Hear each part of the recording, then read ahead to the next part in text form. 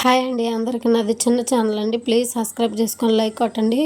ఇక్కడ వచ్చేసి మనము బాదం పప్పు క్యారెట్ తోటి కర్రీ చేసుకుందాం. దానికి ముందు బాండీ పెట్టేసుకొని 2 స్పూన్లు ఆయిల్ వేసుకొని ఆయిల్ వేడెక్కనిచ్చి ఒక ఉల్లిగడ్డ కోసి సన్నగా తరిగేసి బాగా వేయించుకోవాలి. తర్వాత అల్లం వెల్లుల్లి పేస్ట్ కూడా వేసి పచ్చివాసన పోయేంత వరకు బాగా వేపుకుంటూ కలుపుకోవాలి. అదిగో ముందుగా క్యారెట్ తురుము బాదం పప్పు మొత్తం వేసి మిక్సీ పట్టాలి. మెత్తగా మిక్సీ పట్టుకున్నది గ్రేవీ అంతా దానిలో వేసేసుకోవాలి. ఆ పేస్ట్ అనేది ఆ మసాలా పేస్టు ఓన్లీ 2 క్యారెట్లు ఒక 10 బాదం పప్పు వేసి మిక్సీ పట్టాను నేను. 2 క్యారెట్లు సన్నగా తురిమి మిక్సీ పట్టి ఆ అల్లం వెల్లుల్లి పేస్ట్ పచ్చివాసన బాగానే ఆ ఉల్లిపాయలలో వేసేసి ఇది బాగా ఉడికిపోయి పచ్చివాసన పోయేంతవరకు ఉడికించుకోవాలి బాగా. అప్పుడే టేస్ట్ ఉంటుంది. అలాగే నేను బాదం పప్పు పిల్లలకి మా కార్తీక్కి స్వీట్ చేద్దామంటే మా కార్తీక్ తినట్లా. అందుకని చెప్పి నేను ఇలా కూర అయితే తింటాడే కదా అని చెప్పి నేను ఇలా ట్రై చేశా. కూర మాత్రం బాగానే వచ్చింది, టేస్ట్ కూడా కదిరిపోయింది బాగా. అట్లా ఉడుకుతుండగా 4 బెండకాయలు కూడా వేసుకోండి.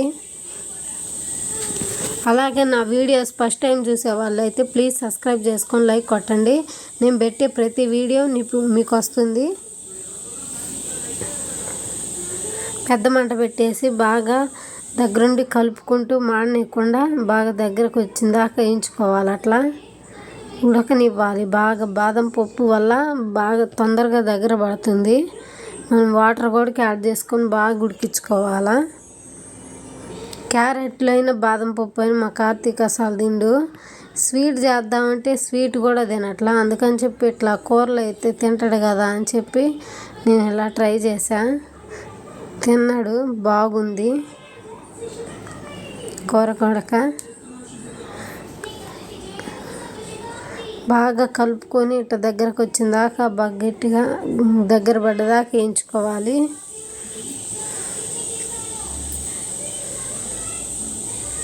అలా దగ్గర పడ్డదాకా వేయించుకొని తర్వాత మనం ముందుగా సన్నగా కట్ చేసి పెట్టుకున్న టమాటాలు వేసుకోండి. ఎర్రటి టమాటాలు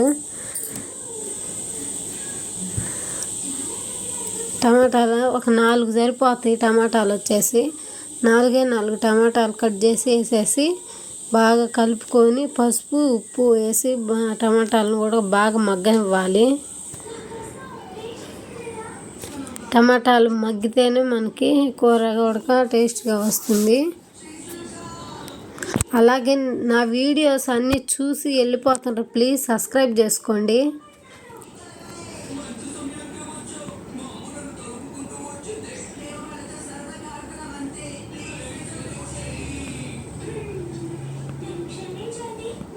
బాగా కలిపేసుకున్నాం కదా. పసుపు కొంచెం వేసుకొని ఉప్పు కొంచెం తగినంత ఉప్పు తగినంత పసుపు వేసేసుకొని ఒక 10 నిమిషాలు మూత కానీ పెట్టామంటే మనం టమాటాలు మొత్తం మగ్గిపోతాయి.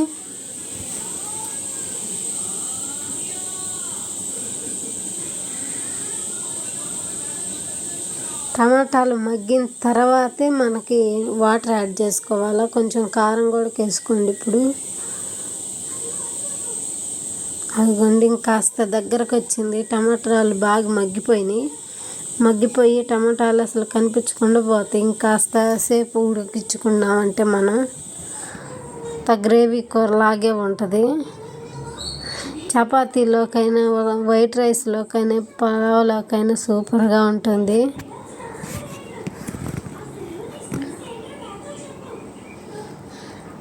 బాగా మగ్గిన తర్వాత సైడ్లకు అనుకొని చెప్పి వాటర్ యాడ్ చేసుకోవాలి. దానిలో 1 గ్లాసు 2 గ్లాసులు వాటర్ పడతాయి.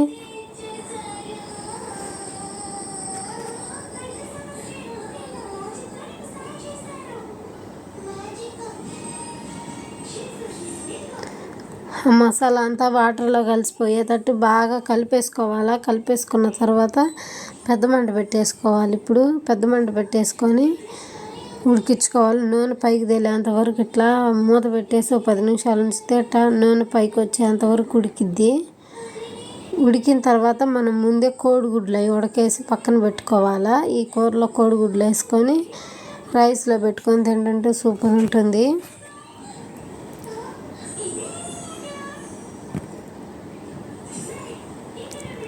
కారం 2 స్పూన్లు పట్టిద్ది. ఉప్పు తగినంత, మీ టేస్ట్కి తగినంత, కారం తగినంత, ఉప్పు, పసుపు. ప్లీజ్ సబ్స్క్రైబ్ చేసుకొని లైక్ కొట్టండి.